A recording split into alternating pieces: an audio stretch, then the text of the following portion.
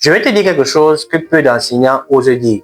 Tu peux entendre Dieu, tu peux avoir des paroles de connaissance, tu peux même dire des choses qui s'accomplissent, tu peux parler avec une précision qui choque et ne jamais avoir été appelé prophète. Oui, parce que Dieu parle à beaucoup, mais il établit très peu. Et cette vidéo n'est pas pour flatter ton ego spirituel. Elle est là pour chasser la confusion qui est encore dans beaucoup de vies chrétiennes et qui détruit des vies par centaines et par milliers jusqu'aujourd'hui. Si tu te reconnais dans ce que je vais partager dans cette vidéo et si tu connais également quelqu'un qui expérimente la même chose, n'hésite pas à l'envoyer cette vidéo pour qu'il soit touché par ce que nous allons partager ensemble aujourd'hui. Il faut rester jusqu'à la fin de cette vidéo parce que même si cette vidéo te fait mal, la vérité fait d'abord mal avant de libérer.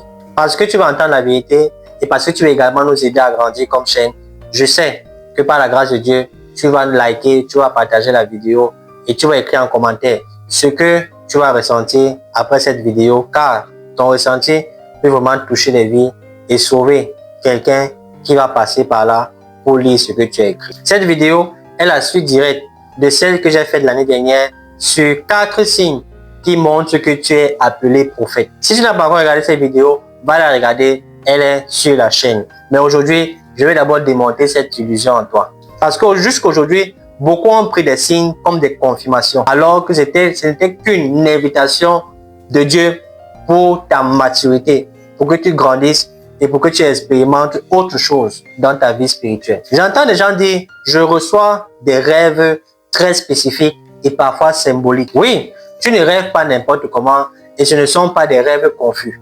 Ce sont des rêves structurés, symboliques, avec beaucoup de symboles et parfois ce sont des messages très clairs. Et j'ai entendu cette personne me dire, c'est sûr, je suis prophète. Mais écoute bien ceci, dans la Bible, beaucoup rêvent mais peu interprètent. Pharaon a rêvé, Nebuchadnezzar a également rêvé, mais ils n'étaient pas des prophètes. Le prophète n'est pas seulement celui-là qui reçoit le rêve ou le message. Le prophète, c'est celui qui porte la responsabilité du message. Dieu peut te parler en rêve pour te former, mais pas pour t'établir. La Bible nous fait comprendre dans Job 33, verset 14 à 16. Dieu parle tantôt d'une manière, tantôt d'une autre, et même par des songes. Donc, il est vrai que Dieu parle et Dieu continue à parler aujourd'hui, mais le fait que Dieu ait parlé ne veut pas dire qu'il t'ait établi prophète. J'ai entendu quelqu'un me dire, je donne des paroles de connaissance et des paroles de sagesse, alors je suis prophète. J'ai vu ce frère parler à une femme et touché par ce qu'il a dit, elle a commencé à pleurer. Parce que moi-même, j'étais sûr qu'il disait quelque chose qu'il ne pouvait jamais savoir. Parce que c'était la première fois qu'on rencontrait cette femme. À ce moment-là, tu as touché juste. Il avait l'habitude de me dire, tu sais, je vois Dieu me montrer quelque chose. Et c'était vrai, c'était établi. Mais écoute-moi bien ceci. La Bible nous fait comprendre dans 1 Corinthiens 12. À l'un est donné une parole de connaissance et à l'autre une parole de sagesse. Ça, c'est selon le même esprit qui est le Saint-Esprit de Dieu. Mais j'ai rappelé à ce frère que parole de sagesse, parole de connaissance, ce sont les dons de l'esprit. Ce n'est pas un office. Beaucoup de chrétiens utilisent les dons spirituels sans jamais avoir été envoyés. Et voici le message que je peux donner à ces gens, ces chrétiens qui pensent de la sorte.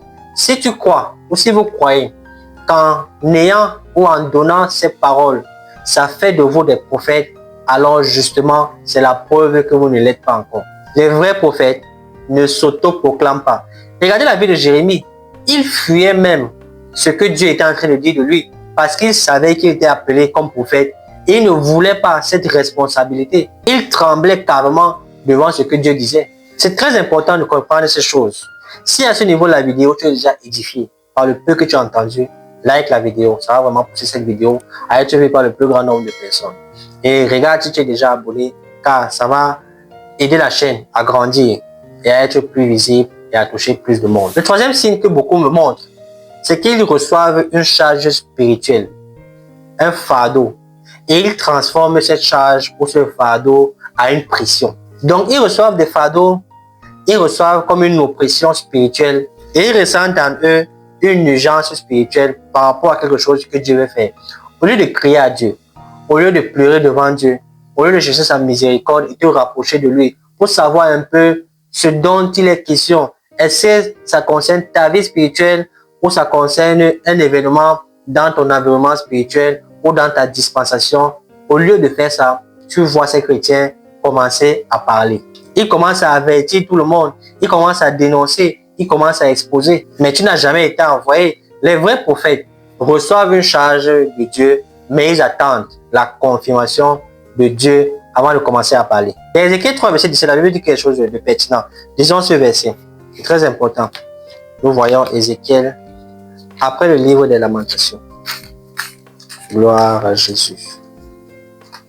Ézéchiel 3. Ézéchiel 3, verset 17. Elle veut dire, fils de l'homme, je t'établis comme sentinelle sur la maison d'Israël. Tu écouteras la parole qui sortira de ma bouche et tu les avertiras de ma part. Ici, nous voyons que les vrais prophètes ne disent pas ce qu'ils ressentent. Ils disent ce que Dieu dit. Pourquoi? Parce que beaucoup ressentent, mais peu écoutent. Beaucoup parlent, mais peu parlent véritablement de la part de Dieu. J'entends certaines personnes dire, j'ai un zèle prophétique.